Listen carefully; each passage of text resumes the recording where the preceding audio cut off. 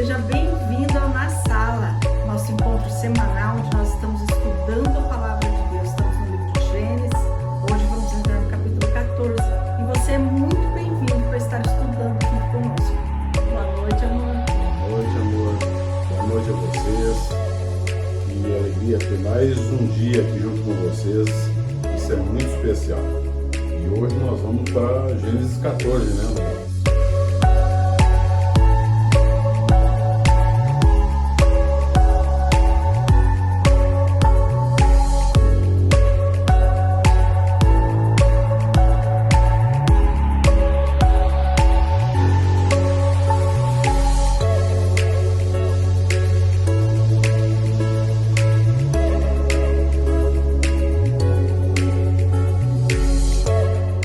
Você faça desse momento, que você pode assistir esse vídeo a qualquer hora do seu dia, mas que você faça desse um tempo de estudo mesmo, de sentar, de querer buscar, de querer conhecer a palavra de Deus, porque a palavra de Deus é aquilo que traz transformação na nossa vida, é a verdade que nos transforma. Então que você tenha esse cuidado de separar um tempo para sentar e meditar e conhecer a palavra de Deus, assim como nós temos feito aqui, né, Larry?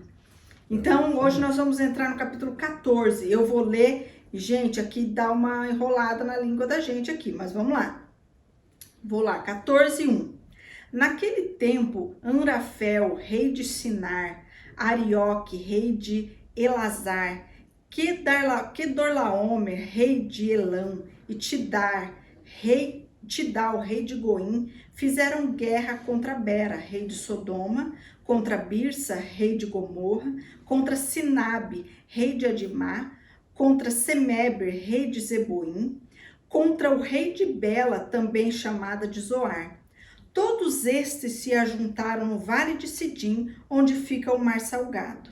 Durante 12 anos serviam Kedorlaomer, porém no 13º eles se rebelaram. No 14º ano veio Kedorlaomer e os reis que estavam com ele e derrotaram os Refaíns em Asterote Carnaim e os Uzins em An e os Emins em Savé-Quiriataim e os Oreus no seu monte Seir até Elparã, que está junto ao deserto.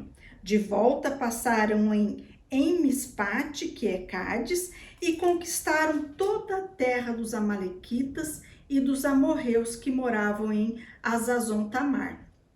Então saíram os reis de Sodoma, de Gomorra, de Adimá, de Zeboim e de Bela, que é Zoar, e se prepararam para a batalha contra eles no vale do Sidim.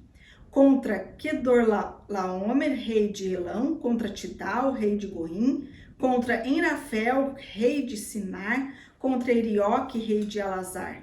Eram 4 reis contra 5. Ora, o vale do Sidim estava cheio de poços de betume. Os reis de Sodoma e de Gomorra fugiram. Alguns caíram nesses poços e os restantes fugiram para o monte. Os reis vitoriosos pegaram todos os bens de Sodoma e de Gomorra e todo o seu mantimento e se foram. Então, o que está acontecendo ali? Nós iniciamos o primeiro verso, diz ali, naquele tempo. Que tempo? O tempo que nós estávamos estudando na semana passada, no capítulo 13. Aquele tempo em que Ló se separa de Abrão e agora Deus vai e fala com Abraão, diz para ele subir num lugar lá e olhar, e até onde ele pudesse ver em todas as direções, Deus disse que aquela era a terra que estaria dando a ele. E a gente vê aqui, né, nós falamos a semana passada, que inclusive aquela terra que Ló escolheu para ele, Campina do Jordão, também era um lugar que Abraão estava vendo ali, e Deus estava dizendo para ele, aquela terra também vai ser sua, né? E Deus manda então que Abraão percorra essa terra que ele está vendo, de leste a oeste, de norte a sul, para que ele vá nesse lugar, e Abraão sai agora de Betel e vai para a região de Hebrom, e ali ele estabelece, monta sua tenda ali, altar ao Senhor. E então nós vamos ver aqui nesse momento, quando ele chega, naquele tempo que diz aqui o 14:1, é quando Abraão se estabeleceu em Hebrom, aí naquele tempo acontece essa guerra que Moisés vai narrar para nós aqui. E essa guerra, o que ela é? Nesse momento aqui, existiam os 5 reis do Oriente, do Norte, os 5 reis cananeus, da Campina ali do Jordão, e esses reis, eles eram submissos aos 4 reis do Oriente, do Norte. O que era essa submissão, né, Larry? Era você você tinha que pagar uma taxa, você tinha que pagar um imposto. Essa região aqui era a principal rota de comércio entre a Mesopotâmia e o Egito. Então, aqueles que tivessem o poder ali, era uma coisa muito estratégica, né? E esses 4 reis do Oriente tinham isso, e depois de 12 anos, os reis cananeus eles se revoltam contra aquilo, não querem mais, eles se rebelam contra aquilo, e aí nós vamos ver os 4 reis do Oriente descerem para guerrear com eles, para que aquilo não acontecesse, né? E nós vamos ver que os reis cananeus que fizeram isso buscando se libertar disso, buscando ter eles o poder daquela região, eles não conseguem, né? O que aconteceu com eles? Foram derrotados, foram massacrados, foram espoliados, né? A gente viu ali que depois da vitória, os reis do norte, do oriente, levaram tudo que eles tinham. Sim. Então, esse é o resumo do que aconteceu ali, do que é essa guerra. Muito bem. Eu gostaria de fazer um comentário, Andressa, porque aqui fala na primeira vez na Bíblia que fala sobre uma guerra. Sim. Né? A guerra entre esses 2 povos. E povos não, na verdade, esses reis, né? Então, é muito interessante, gente, que esses reis a gente não tem muito o que falar sobre eles, porque a história não conta muito mais sobre eles do que a própria Bíblia já fala, né? Mas aconteceu isso, como a Andressa já comentou, sempre é o motivo do poder, do dinheiro, né? Começou já bem essa história aí, né? Eu gostaria de comentar com vocês porque esse Vale do Sidim, na verdade, ele e na Bíblia fala mar salgado, né? E na verdade, hoje nós conhecemos como Mar Morto. Então ele existe esse mar, tá lá esse mar ainda. Claro que o mar com o passar dos anos ele vem diminuindo de volume, né?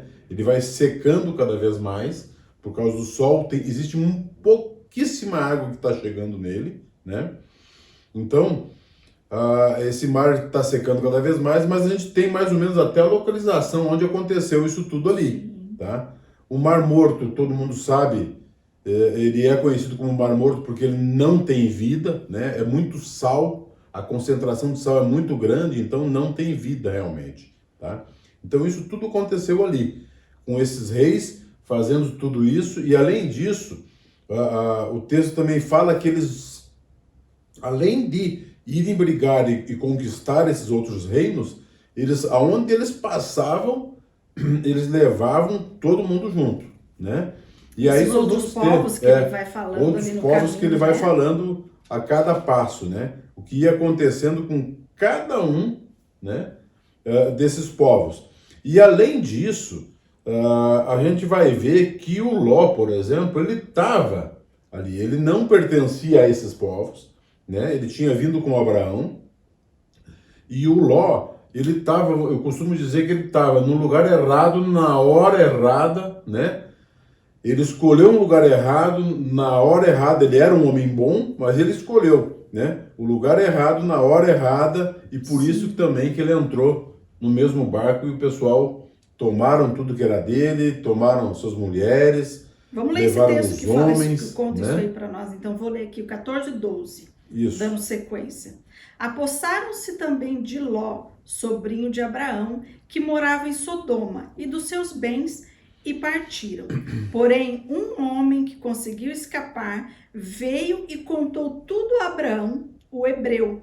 Este morava junto dos carvalhais de Manre, o amorreu, irmão de Escol, e de Aner, os quais eram aliados. Então, já que você começou a falar do Ló aqui, a gente pode até fazer uma pausa aqui e observar, aprender alguma coisa com essa conduta de Ló, né? Isso que você fala aí, ele não tinha nada a ver com a guerra, ele não tinha nada a ver com o que estava acontecendo ali, mas ele estava no meio, ele estava ali na região, né? né? Eu gosto de falar, porque o Ló, ele era um homem que ele andava junto com Abraão, né? Ele era sobrinho de Abraão, né? Ele saiu de lá com Abraão, né? Deus, apesar que Deus mandou que o Abraão saísse da sua parentela. Deixasse a parentela. Deixasse a parentela. E ele o que fez? Ele veio, mas o Ló veio junto. E a narrativa vem falando do Ló, de tudo que vem acontecendo com o Ló, né? Ele foi junto, eles tiveram problemas ali de comida e tal, foi junto para o Egito também, né? Também ficou rico, né? Interessante que ele também ficou rico, né? Enriqueceu lá. Esse foi um dos grandes motivos também da separação. Aí depois da separação, exatamente. A terra não era mais suficiente para os dois. Mas eu vejo assim o exemplo de Ló, Andresa, trazendo para os dias de hoje, né? Eu vejo assim que nós temos muitas pessoas que andam com a gente, que andam com as pessoas de Deus, né? Os irmãos, os parentes, os amigos, né? Que andam junto, que estão junto, caminhando junto, que vão na igreja, que leem a Bíblia, sabe? Mas escolhem algumas coisas que não deveriam, vamos dizer assim, né? Tem um pastor que falou uma coisa muito interessante para mim, o pastor Eduardo fez um comentário sobre Jesus, né? Jesus, por exemplo, ele andava com os discípulos dele, mas quando ele ia, por exemplo, num determinado local, ele ia lá, pregava o evangelho e voltava, certo? Ou seja, ele não convivia com aquelas pessoas. Eu acho que isso é uma coisa muito interessante. Muitas vezes você vai no meio do local onde tem um monte de problemas e tal, e você tem que pregar a palavra e sair daquele lugar. Se você ficar lá, você se contamina. Daquilo, né? Exatamente. E o Ló, eu vejo ele assim, sabe, Andresa? Ele, trazendo para os nossos dias, ele era esse homem que estava junto com o homem de Deus, andava junto, ninguém não fala, em nenhum momento fala que ele fazia isso ou aquilo, até de errado, né?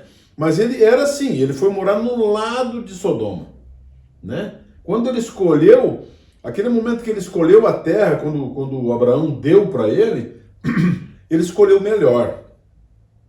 Abraão tinha o direito. Sim. Abraão tinha o direito, na verdade, de escolher o que ele quisesse, mas ele chegou e disse, não, Ló, escolhe.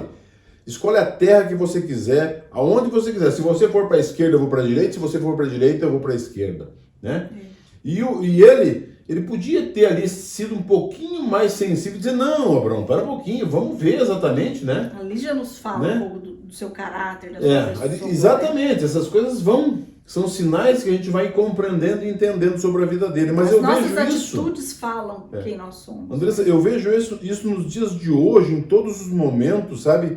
Você tá com as pessoas estão na igreja, a pessoa sai da igreja, aí vai lá para um bailezinho, para uma... Como é que se diz hoje? Um rolê. Um rolezinho hoje, vai para cá e vai para lá.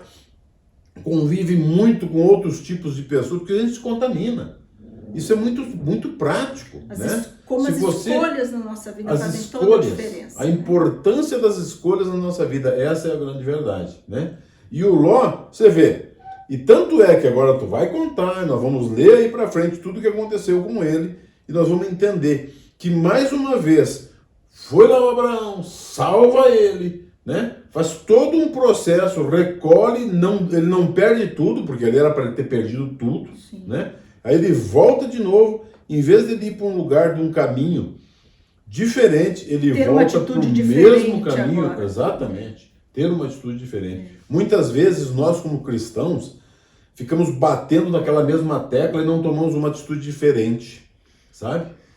Aqui nós vemos o Abraão em todos os momentos, tu vê, tudo que ele faz, ele vai, agradece ao Senhor, ele vai lá no altar, ele agradece, ele entrega ao Senhor, ele consagra ao Senhor, né? Existe essa grande diferença desse homem de Deus por primo, que conviveu junto, que cresceu seguramente junto, porque ele era sobrinho. Abraão aprendeu com o erro que ele cometeu indo para o Egito. Ló estava junto. Estava junto. Ló viu o erro, Ló viu as consequências, mas ele não aprendeu. As atitudes dele continuaram a mesma. Eu fiz até uma sequenciazinha aqui de como essas coisas na nossa vida, elas são progressivas, não é de uma vez, né? Sim. Então a gente viu lá no capítulo 13, Ló fazendo uma escolha errada. Por quê? Porque ele olhou com os olhos da sua cobiça, ele deu mais importância para as coisas do que para Deus, né? Sim. Então ele fez uma escolha errada ali. Ele escolheu ir para um lugar onde ele sabia, né? Porque o texto deixa claro ali que as pessoas já sabiam que Sodoma, Gomorra eram cidades que tinham coisas muito ruins, coisas muito pesadas, e ele sabia disso, e assim mesmo ele escolhe. E o interessante, Andressa, é que ele foi pertinho, ele não foi lá. Não foi progressivo.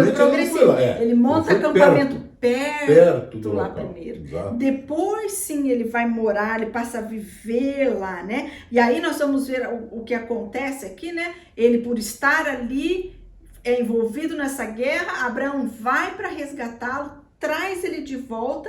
Dali a pouco, nós vamos ver lá no capítulo 19 que ele vai voltar para lá. Ele volta para Sodoma. Só que aí ele foi para Sodoma. Antes ele tinha ido perto, né? Foi viver lá. E aí quando Deus vem e destrói, e por causa da intervenção de Abraão, ele é livrado daquilo, né? Deus tem misericórdia mais uma vez da vida dele. Com ele, a família sai, temos a questão do que vai acontecer com a mulher dele, nós vamos ver mais pra frente e tal, mas ele sai dali, ele vai viver numa caverna, aí dali a pouco ele se embriaga, ele comete o incesto, então vê como a coisa vai só caindo, né? E uma coisa interessante, Andressa, no versículo, no capítulo 13, ou no versículo 13, não, né, ele fala assim que então veio um que escapara e o contou a Abraão, o hebreu. Eu queria falar sobre esse detalhe. Foi a primeira vez aqui, gente, que nós ouvimos a falar a palavra hebreu, chamando Abraão de hebreu, né? Até então ninguém falava sobre isso. Então, aqui a gente nota que realmente é o começo, né? A formação da nação hebreia começa aí. Sabe? Hebraica, né? A hebraica, exatamente. Depois a gente vai ver vários nomes, né? A gente vê sendo chamado de hebreu, israelita, semitas, e aí a gente vai entendendo. Nós já aprendemos que hebreu, por quê? Descendente de Éber, né? Então por isso que ele era conhecido assim como o hebreu. O hebreu, exatamente. Como é importante a genealogia. A genealogia, por quê? Porque de repente aqui falou o hebreu. De onde surgiu isso, né? Exatamente. Porque ele era descendente de Éber. Eu vou continuar a leitura então.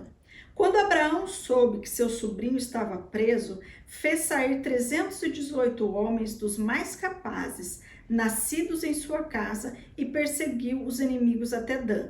E de noite Abraão dividiu seus homens em grupos, derrotou os inimigos e os perseguiu até Obá, que fica ao norte de Damasco. Trouxe de novo todos os bens e também o seu sobrinho Ló e os bens dele e ainda as mulheres e o povo. Então a gente está vendo aqui que embora Ló tivesse feito uma escolha errada lá atrás, ele não se preocupou em deixar que o tio escolhesse, não fez não deu nenhuma vacilada, não, ó, tio, pega metade desse aqui. Ele pegou toda a parte que os olhos dele viram que era boa. Apesar de tudo aquilo, Abraão agora vai sair à guerra. Abraão sai à guerra para quê? Para resgatar o seu sobrinho, né? E aqui, então aqui agora, Moisés ele está apresentando para nós um outro lado de Abraão, né? Até agora a gente viu o Abraão da paz, né? Fez toda aquela divisão em prol da paz, o Abraão do altar, o homem que constrói altar, que invoca o Senhor, e agora nós vamos ver aqui o Abraão da guerra, o estrategista de guerra, um general, estrategista de guerra, né? Porque você vê, ele caminhou ali, você tinha a distância, né? Mais ou menos, que é isso aí. Eu estava vendo sobre a distância, mais ou menos ele caminhou deve ter sido alguns dias, né? E fala que ele chegou lá e atacou eles à noite, né? À noite, isso foi uma né? estratégia que ele montou. Estratégia. Agora, a distância da onde eles estavam até lá é mais ou menos uns 240 quilômetros. Então, é uma distância longe para você caminhar, né? Caminhar, chegar, Não é ter a a estratégia. estratégia, lutar, vencer, né? Eles fizeram realmente vencer com esses 318 homens, mais o pessoal lá do Manre, mas pensa, ali que a Bíblia fala capazes, né, que eram treinados para a guerra. Eles nunca tinham ido na guerra, mas possivelmente aqui eles tinham algum treinamento com arco e flecha, sim, alguma habilidade para estar ali.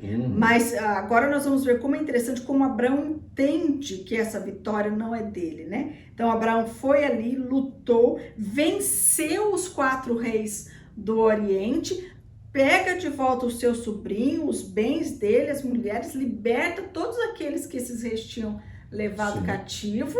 E agora agora nós vamos ver o retorno dele. Eu vou ler o 17 aqui então.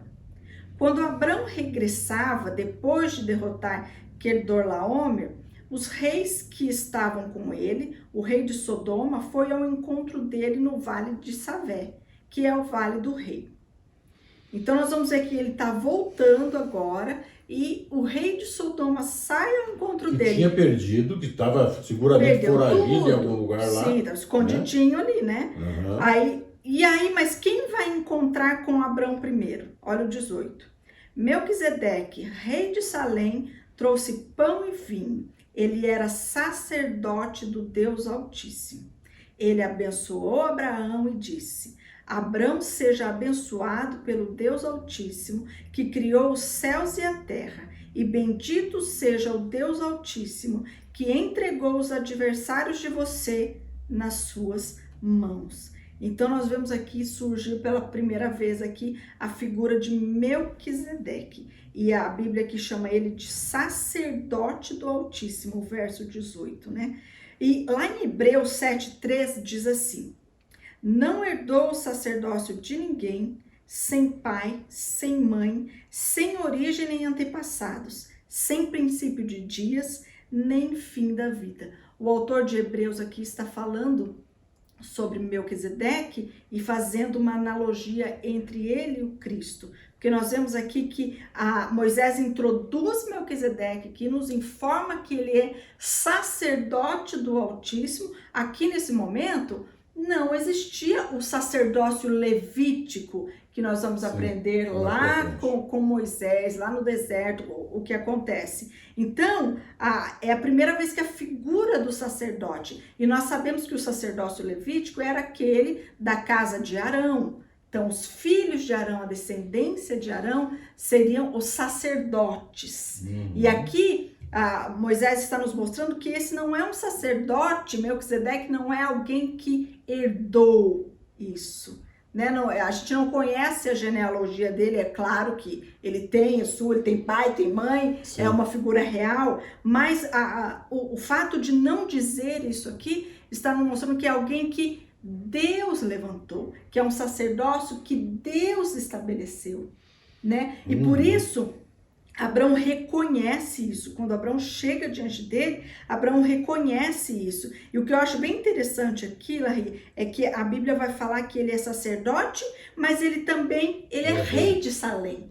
Né? E se você olhar em todo o texto bíblico, você não vai ver nenhum sacerdote, até mesmo lá no sacerdócio levítico, nenhum sacerdote foi rei. E nenhum rei foi sacerdote.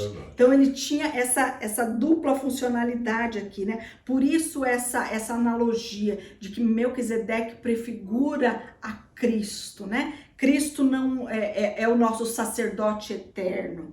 Ele não herdou isso de alguém porque é direito dele, sim, né? É direito do rei Jesus. Ele é sacerdote, ele é rei. Por isso se faz essa comparação, né?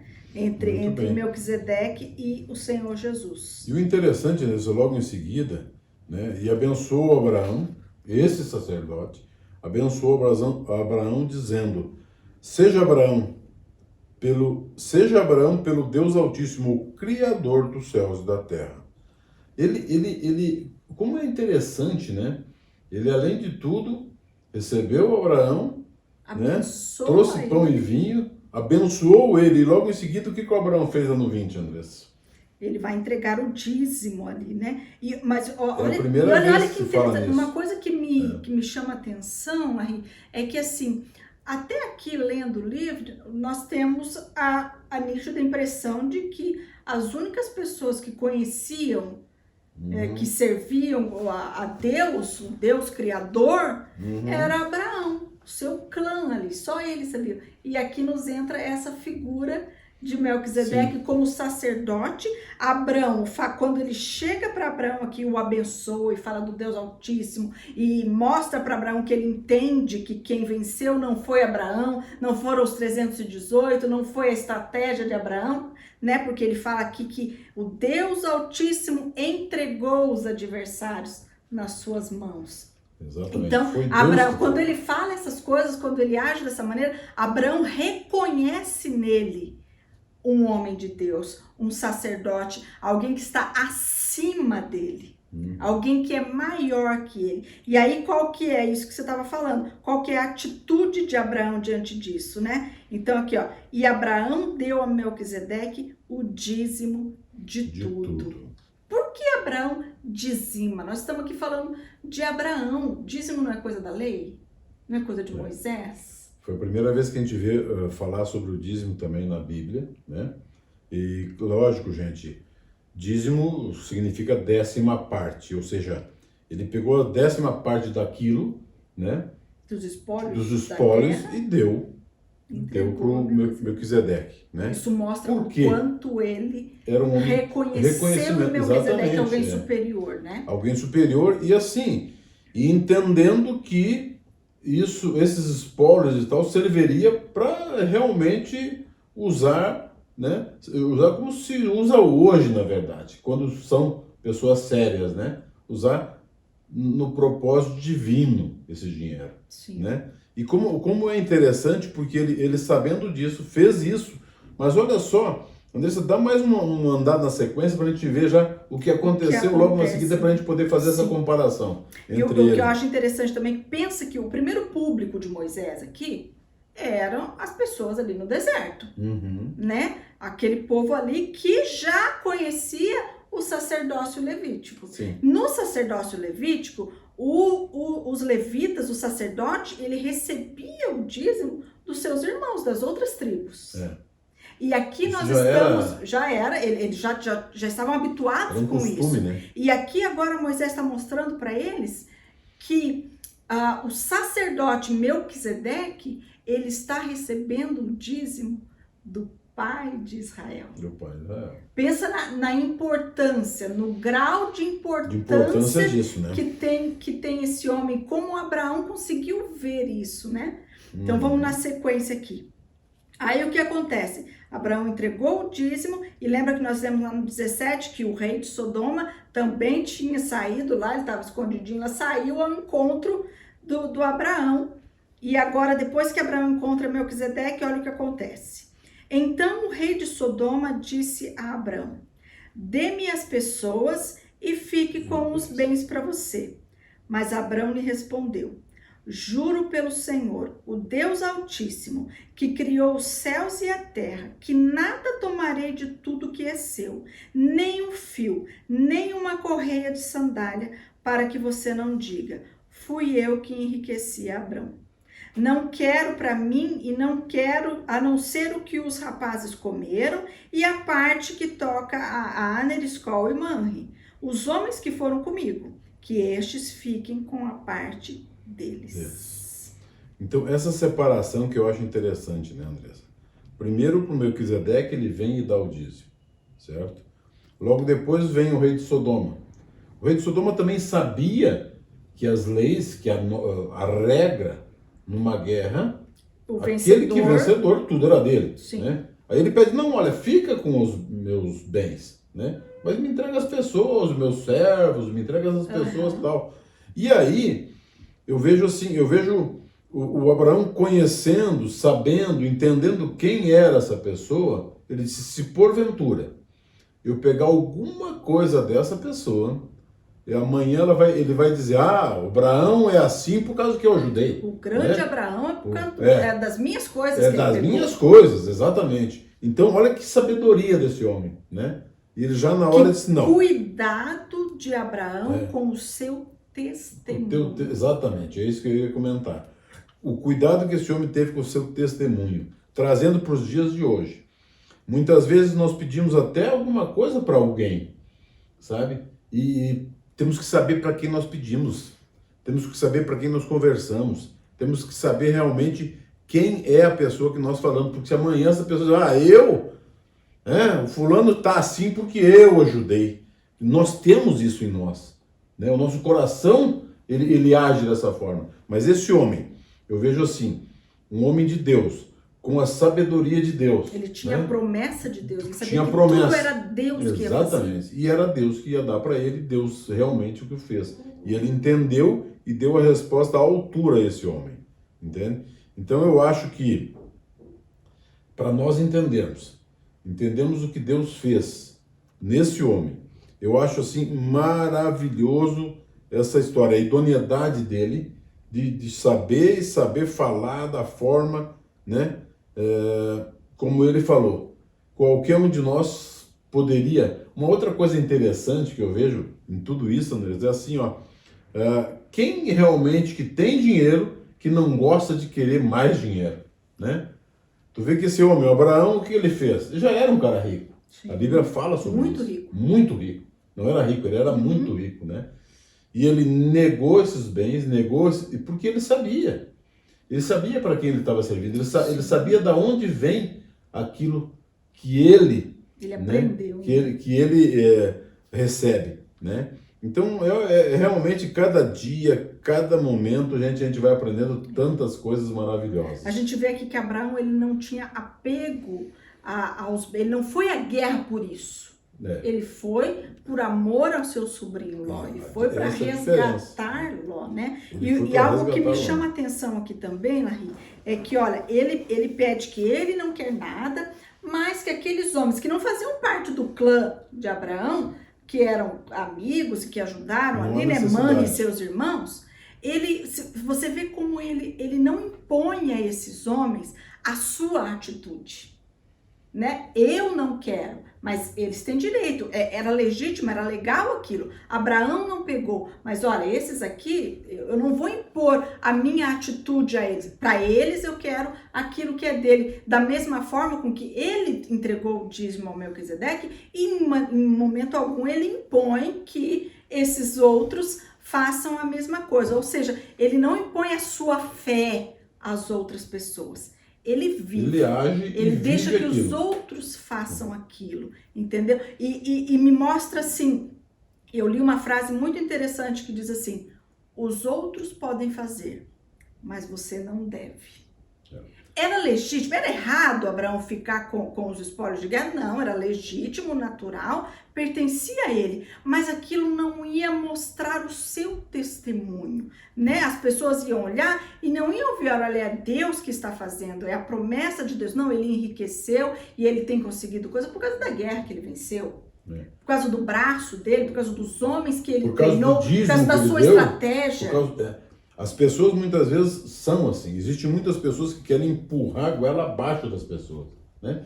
Eu dou o dízimo, então eu tenho que estar com tudo. Não, cada um faz aquilo conforme Deus falou. Essa é a grande verdade. E o que eu aprendo muito com Abraão aqui, para nós meditarmos, estarmos assim, qual é o nosso testemunho? Abraão se preocupou qual era o testemunho que ele daria, em não dar um mau testemunho. E às vezes eu fico pensando assim, será que aquelas pessoas que convivem conosco no dia a dia, seja no trabalho, seja no colégio, na faculdade, aonde você estiver, será que aquelas pessoas que ainda não conhecem ao Senhor e que estão conosco dia a dia, o que elas têm visto? O Deus que elas ainda não conhecem, o pouco que elas sabem é daquilo que você expressa, é daquilo que você vive.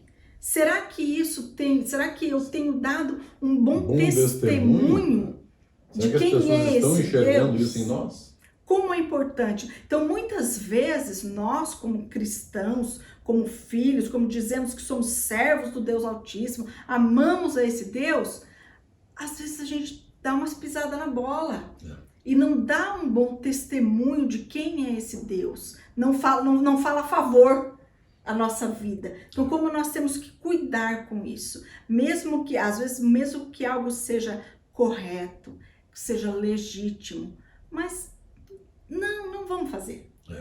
Não vamos fazer isso, né? Isso não vai...